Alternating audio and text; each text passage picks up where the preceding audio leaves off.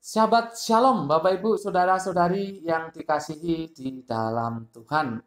Terpujilah Tuhan yang telah mempertemukan kita di dalam pembelajaran firman-Nya kali ini. Kita berdoa. Bapa, dalam nama Tuhan Yesus kami bersyukur karena Engkau memberi kesempatan kepada kami untuk belajar firman-Mu kembali. Dan biarlah Roh Kudus menolong kami dan kami juga diterangi hati kami untuk kami bisa memahami kebenaran firman-Mu ya Bapa. Terima kasih, kami ucap syukur untuk waktu ini. Dalam nama Tuhan Yesus, kami berdoa dan mengucap syukur. Amin. Bapak Ibu Saudara-saudari yang dikasihi dalam Tuhan, hari ini Sabtu 17 April 2021, kita akan belajar dari Keluaran pasal yang ketiga, ayat 1 sampai 10. Keluaran pasal 3 ayat 1 sampai 10 dan Imamat pasal 10 ayat 1 sampai 2. Imamat pasal 10 ayat 1 sampai 2. Judulnya adalah Nyala Api Tuhan. Nyala Api Tuhan. Bapak Ibu Saudara-saudari yang dikasihi dalam Tuhan, di dalam perjanjian lama, kehadiran Tuhan itu dilambangkan atau disimbolkan dengan berbagai macam cara atau dengan berbagai macam benda. Salah satunya adalah dengan api. Dengan api. Kehadiran Tuhan itu nyata di dalam api. Bapak Ibu Saudara-saudari yang dikasihi dalam Tuhan, mengenai hal ini, yaitu mengenai nyala api Tuhan ini, kehadiran Tuhan dalam api itu, kita akan melihat dua sisi mengenai kehadiran Tuhan dalam atau dengan api ini. Yang pertama, nyala api Tuhan yang tidak membakar. Saya ulangi, nyala api Tuhan yang tidak membakar. Kita baca dari Keluaran pasal 3 ayat 1 dan 2. Demikian. Adapun Musa, ia biasa mengembalakan kambing domba Yitro mertuanya, imam di Midian. Sekali ketika ia menggiring kambing domba itu ke seberang padang gurun, sampailah ia ke gunung Allah, yakni gunung Horeb. Lalu malaikat Tuhan menampakkan diri kepadanya di dalam nyala api yang keluar dari semak duri. Lalu ia melihat dan tampaklah semak duri itu menyala tetapi tidak dimakan api. Jelas sekali, semak duri itu menyala tetapi tidak dimakan api. Bapak Ibu Saudara-saudari yang dikasihi dalam Tuhan, jelas bahwa kisah ini berkaitan dengan Musa, pangeran Mesir yang rela untuk menjadi gembala. Penggembalaan Musa ini sampai ke gunung Horeb. Kata Horeb di dalam bahasa Ibrani itu ya Horeb. Horeb. Ya dibaca pakai V ya. Horeb. Itu artinya terpencil, artinya sunyi, artinya sepi. Bisa berarti juga sedih atau muram. Dan juga bisa berarti tandus atau gersang. Itu Horeb. Jadi gunung Horeb ini gunung yang sangat tandus. Ya, yang sangat tandus. Bapak Ibu kalau diizinkan ke sana itu saya tidak akan menemui pohon-pohon yang kita harapkan seperti gunung-gunung di Indonesia yang subur dan banyak tanaman-tanaman, pohon-pohon yang kecil maupun besar. Di Gunung Horeb ini ya tidak ada yang seperti itu, tandus ya, tandus. Sesuai dengan namanya, Horeb, Horeb ya, itu tandus. Lalu kemudian kita lihat malaikat Tuhan menampakkan diri kepada pangeran Mesir ini, kepada Musa. Bapak Ibu, kalau yang disebut di sini malaikat Tuhan di dalam huruf besar ya, malaikat Tuhan itu adalah Kristofani ya, Kristofani. Saya sudah menyelidikinya. Ini adalah Kristofani.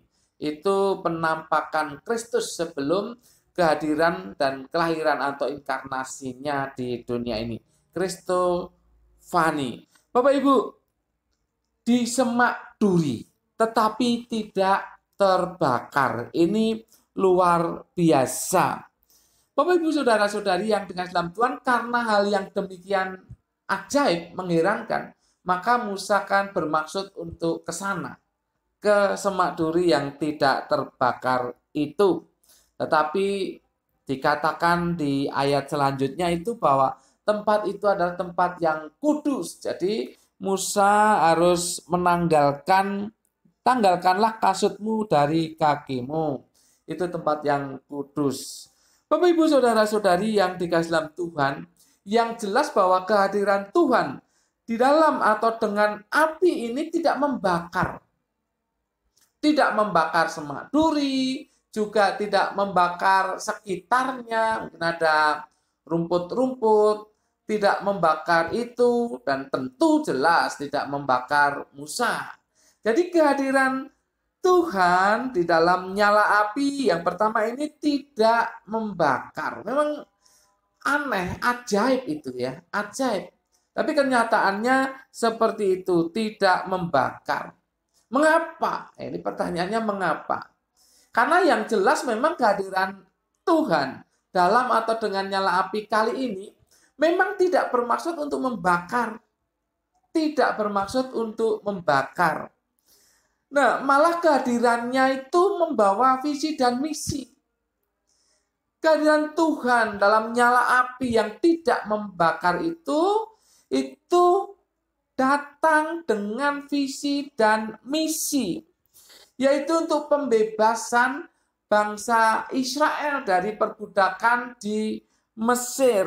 Bapak Ibu saudara-saudari yang dikasihi dalam Tuhan, kalau kita perhatikan ya, nyala api yang tidak membakar itu, karena memang tidak ada tujuan Tuhan untuk membakar. Tidak ada yang perlu dibakar atau dihukum pada saat itu. Jadi tidak membakar. Justru kehadirannya membawa visi dan misi. Dan kalau kita perhatikan di situ, walaupun Musa dikatakan di situ tidak boleh berada di situ dengan kasut karena tempat itu kudus, itu bukan berarti Musa sedang dalam berbuat dosa. Nah, menariknya di sini, kehadiran Tuhan dalam atau dengan nyala api ini tidak membakar dan juga tidak membakar Musa, karena memang Musa bukan orang yang patut dihukum saat itu. Justru Tuhan ingin memakai dia.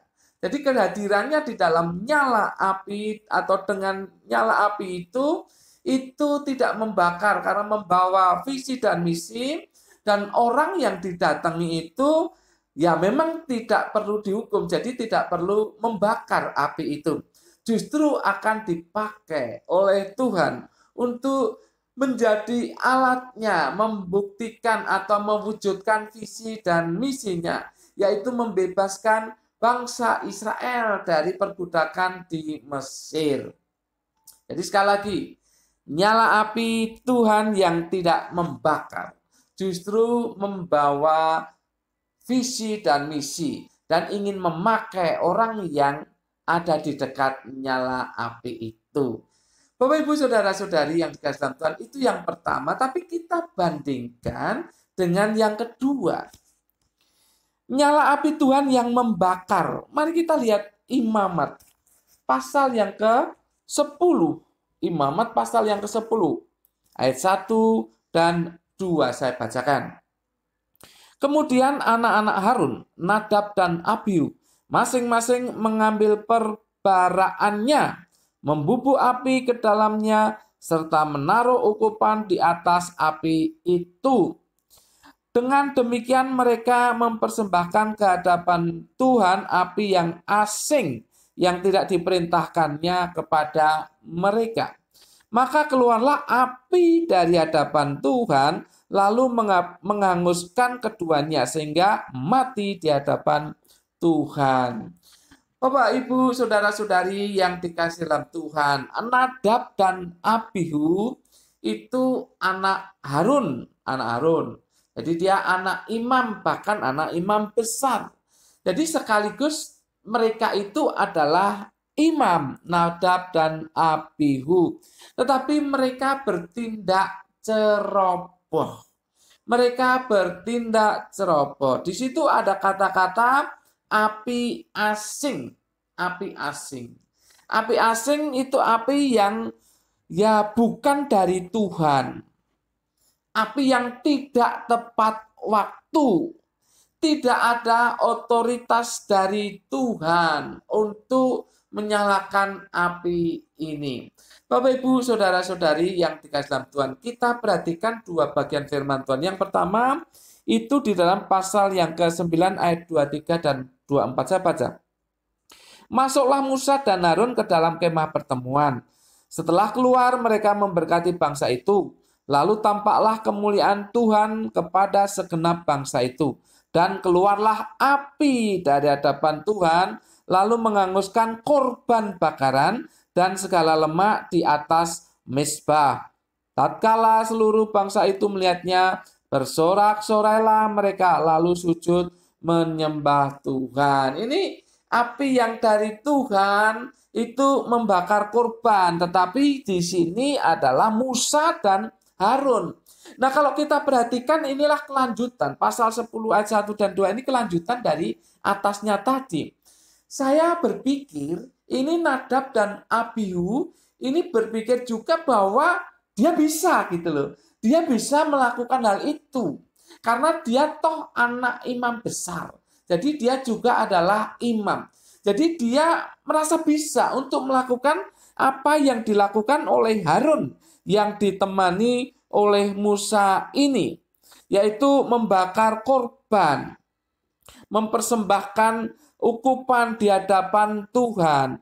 Jadi Nadab dan Abihu ini merasa bahwa dia ya bisalah melakukan hal yang sama yang dibuat oleh bapaknya dan juga ditemani oleh pamannya ya, Musa kan pamannya. Bapak, Ibu, saudara-saudari yang dikasihi dalam Tuhan, sangat mungkin Nadab dan Abihu meniru, merasa punya hak. Mereka merasa punya hak untuk membakar ukupan, untuk mempersembahkan sesuatu kepada Tuhan di dalam api-apian itu atau korban api-apian itu. Mereka merasa punya hak karena mereka anak imam dan juga mereka tentunya adalah imam. Itu persoalannya. Jadi mereka merasa punya hak, mereka ya bisa melakukan sesuatu sesuai dengan yang dilakukan oleh Harun yang ditemani oleh Musa ini. Tetapi itu bukan waktu dia. Itu adalah tindakan yang ceroboh. Bapak, Ibu, saudara-saudari yang dikasihi dalam Tuhan, api yang dari Tuhan itu benar-benar datang dari langit untuk membakar korban yang ada. Dan dari api itu ya bisa diambil untuk pembakaran ukupan. Itu kan korban bakaran yang ada di halaman.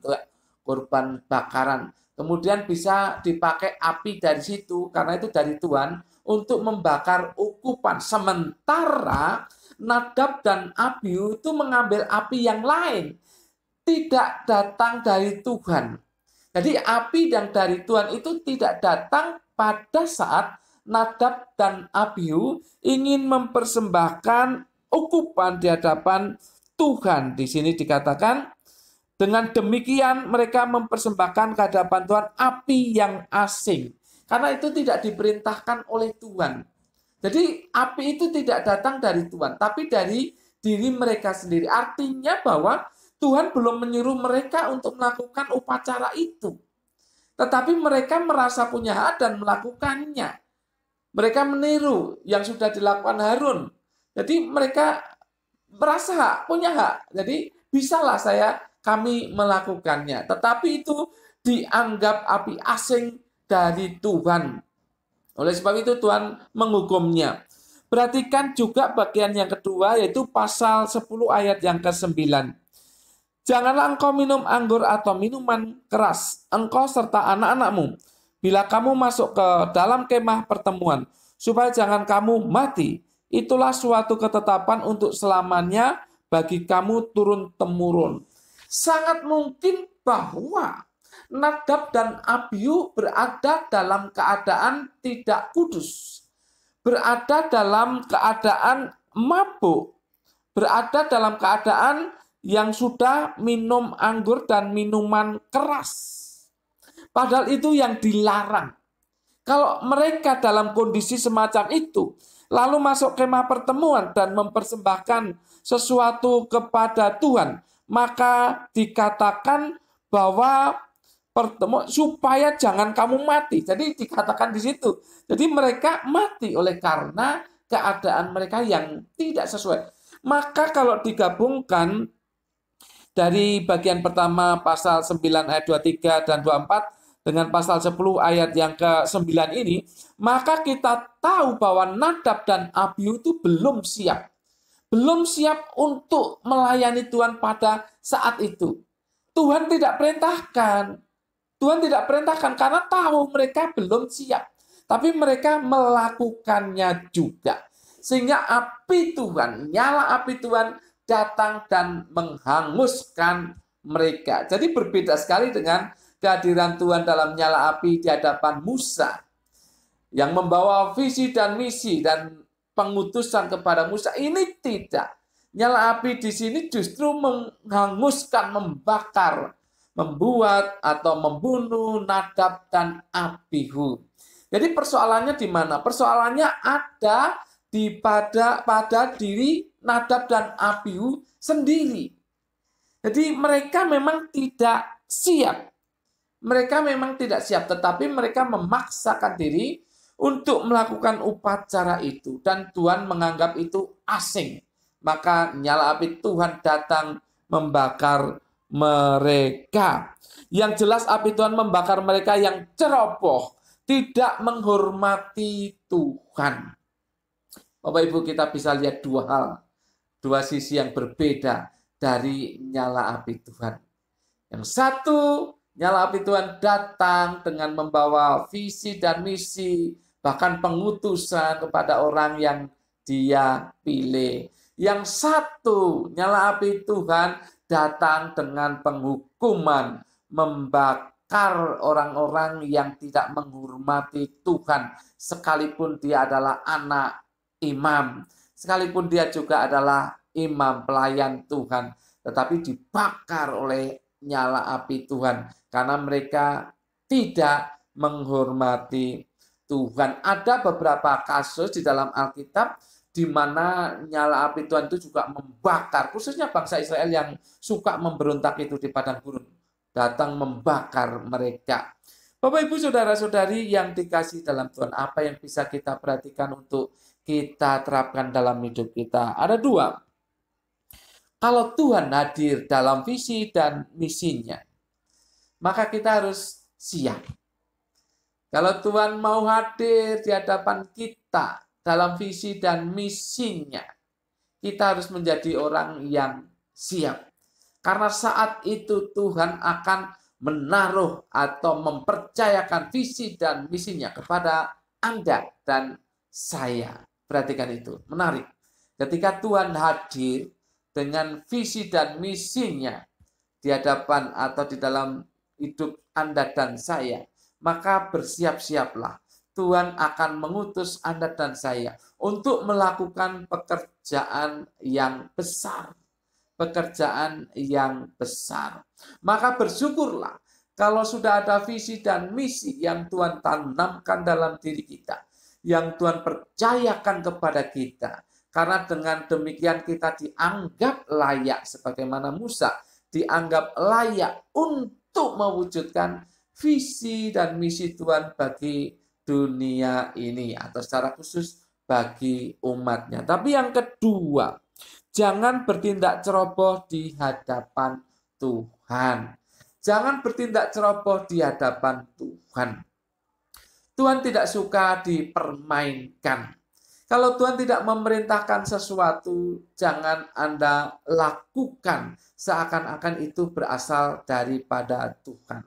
Mungkin saat ini tidak ada hukuman langsung dari Tuhan, Tapi suatu kali kalau kita menipu banyak orang, seakan-akan Tuhan menyuruh kita untuk ini, untuk itu, untuk berkata ini, untuk bernubuat ini dan itu. Tapi kalau itu sungguh-sungguh tidak berasal daripada Tuhan, maka suatu kali nyala api Tuhan akan membakar Anda dan saya yang melakukan hal itu. Jadi jangan ceroboh. Jangan ceroboh, jangan seringkali mengatasnamakan Tuhan. Padahal Tuhan tidak menyuruhnya, Tuhan tidak memerintahkannya. Bapak, Ibu, Saudara-saudari yang dikasihi dalam Tuhan, saya orang yang terbuka dengan berbagai macam aliran, tetapi saya harus juga introspeksi. Apakah hal-hal yang saya lihat, yang saya dengar, itu sesuai kebenaran firman Tuhan atau tidak? Kadang-kadang orang berpikir, Roh Kudus berbicara kepada saya. Roh Kudus berbicara kepada saya. Oke, saya tidak tahu itu. Tapi kalau itu adalah latah, seakan-akan Roh Kudus bicara padahal tidak, bahaya. Bahaya. Karena itu tidak menghormati Tuhan di hadapan umat Tuhan. Jadi kita perhatikan di sini. Ada dua sisi. Kalau Tuhan hadir untuk mengutus kita dan memberikan visi misi kepada kita, siap sedialah karena kita dipercaya, dilayakkan, diperkenan oleh Tuhan untuk melakukan pekerjaannya. Tetapi janganlah kita berbuat ceroboh dengan tidak menghormati Tuhan, seakan-akan Tuhan menyuruh kita padahal tidak. Bapak, Ibu, Saudara-saudari yang dikasihi dalam Tuhan, inilah pentingnya kenapa hamba-hamba Tuhan secara khusus para pengkhotbah, para pendeta, ataupun pastor romo atau siapapun harus senantiasa ada hubungan yang dekat dengan Tuhan, yang akrab, yang intim dengan Tuhan. Supaya apa? Supaya apa yang diperintahkan Tuhan saja yang dikatakan dan dilakukan. Dengan demikian ketika kita mempersiapkan khotbah-khotbah kita, renungan-renungan kita harus tunduk kepada Tuhan. Apa yang ingin Tuhan sampaikan? Kita berdoa dan kita gali firman Tuhan dengan pertolongan Roh Kudus. Jadi yang disuruhkan kepada kita itu yang kita katakan dan lakukan. Kalau tidak berarti kita tidak menghormati Tuhan, apalagi demi kepentingan kita sendiri. Kita tidak menghormati Tuhan, itu artinya. Dan suatu kali nyala api Tuhan akan membakar Anda atau saya jika melakukan hal itu. Mari buka diri untuk diutus, dipilih oleh Tuhan, tetapi jadilah peka. Supaya hanya apa yang dikatakan Tuhan dan diperintahkan Tuhan yang kita katakan dan kita lakukan. Amin. Mari kita berdoa. Bapa, dalam nama Tuhan Yesus, terima kasih untuk contoh yang Engkau berikan melalui pengalaman Musa, melalui pengalaman Nadab dan Abihu. Kami bersyukur kami diperingatkan supaya kami siap ketika Engkau hendak mengutus kami, memilih kami, memperkenan kami untuk mewujudkan visi dan misimu bagi umatmu dan juga bagi dunia ini. Dan biarlah kami menjadi orang yang peka, mengatakan dan melakukan apa yang Tuhan perintahkan, tidak menambahi hal-hal yang berbau motivasi pribadi kami sendiri. Terima kasih atas firman-Mu, Roh Kudus, tolong kami untuk melakukannya. Dalam nama Tuhan Yesus, kami berdoa dan mengucap syukur. Semua yang percaya katakan amin. Tuhan memberkati Bapak, Ibu, Saudara-saudari senantiasa.